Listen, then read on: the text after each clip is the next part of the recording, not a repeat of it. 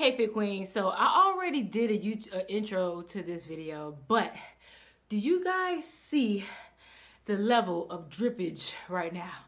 Do you see the level of drippage we have in 10 minutes, okay? This was a 10-minute walking workout, okay? Your girl is drenched, my makeup is coming off. 10 minutes, you guys, that is it. Hey Fit Queen, so we're coming at you today with a 100-calorie workout. We're gonna do 10 minutes of some intense walking workout, and we're gonna burn 100 calories. These 10-minute workouts are great when you need to get a quick and effective workout in on your break at work, your lunch break, or you just don't have a lot of time. But feel free to do this workout 2 to 3 times for a full workout. You will need some dumbbells for this workout. I suggest 5 pounds or less. When you do these walk with weight workouts, you definitely want to stick to maybe 5, maybe 7 pounds. But trust me, do not try to do this with a 15-pound dumbbell, okay? Because you're going to be feeling it, and I don't want to hear nothing from nobody, okay? 10 minutes, ladies, that's all you need. So let's go.